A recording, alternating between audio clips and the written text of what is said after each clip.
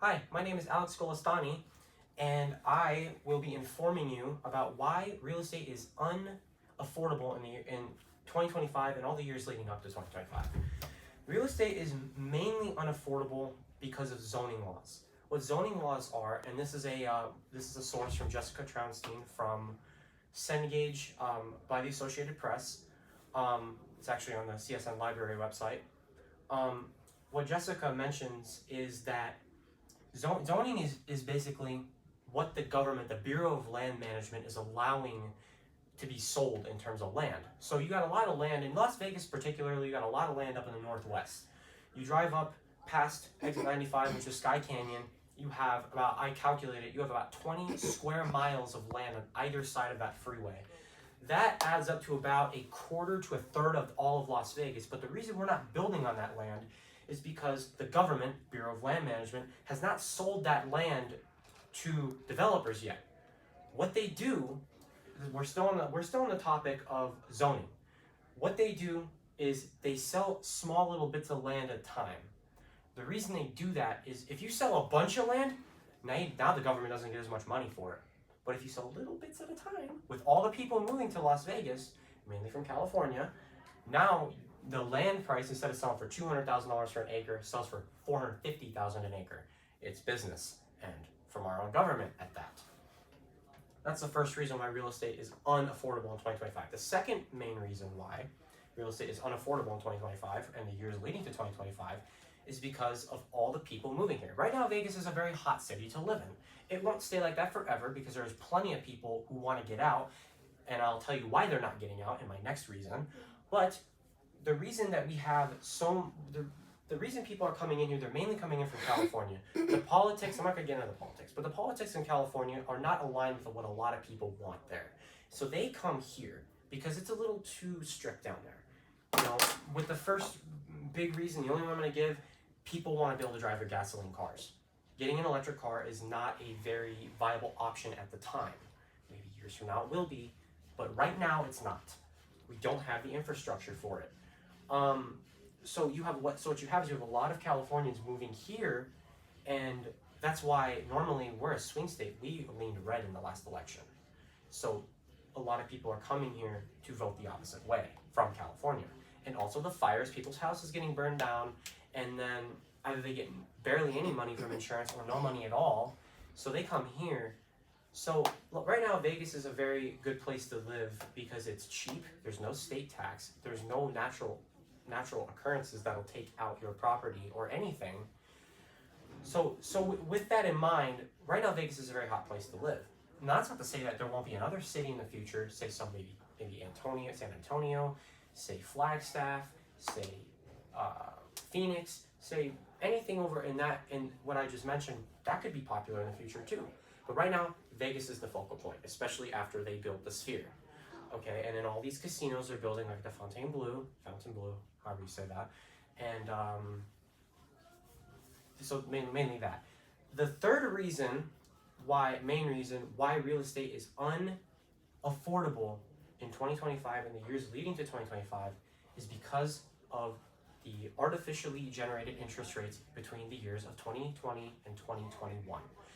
2021, in the month of January, was the lowest interest rates have ever been, 2.9%. So everybody, not only was demand low because during COVID, nobody was buying homes. Not only that, so then there were people getting into homes and buying them, the ones that actually saved their cash. Nobody's working, everyone's walking out of their homes and foreclosing, not as much as in 2008, but a good chunk, so price of homes drop. People aren't moving as much. The market was super stagnant back then. Stagnant, no one's buying or selling, but there are more people foreclosing. So what happens is you get people with good down payments, with good credit that come in and buy with a super low interest rate in 2020 to 2021. There's a ton of people trying to leave Las Vegas right now. I know several personally. There are plenty of people trying to get out of here. The weather, the drinking and driving is a big problem here. I personally have a friend that got that's in a vegetative state because of a drunk driver. These main problems that Vegas endures, and all the gaming and the partying and the ridiculous amounts of lights everywhere, LED lights, people are trying to get out of here, okay? And people can't. They moved here, they bought homes here because they were smart to buy homes here at that time, but they weren't smart enough to rent first before they bought.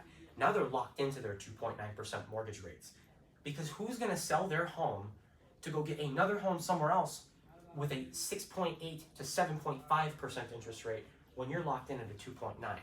All these people that bought at that time, they're just staying in their homes. I'll just survive Vegas. It's better than having a $1,600 mortgage payment every month, beats having a $3,000 mortgage payment every month.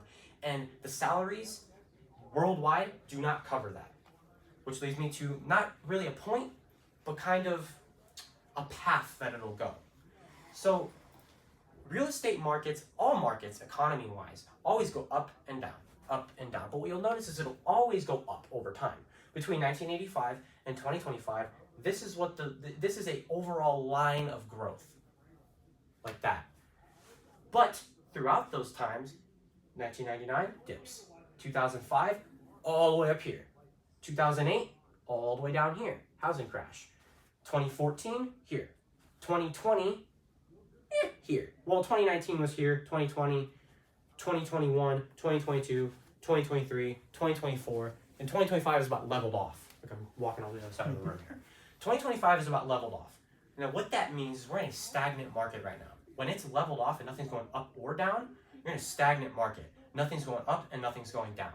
What that means, you have all these people locked into their homes and there's not enough being built. Nothing's being bought or sold. Right now, with all the tariffs, with prices about to soar up, people aren't going to be able to afford to live. Companies, stocks are going to crash first because companies rely on people, middle class, us, to buy their merchandise to bring their stocks up. Without that,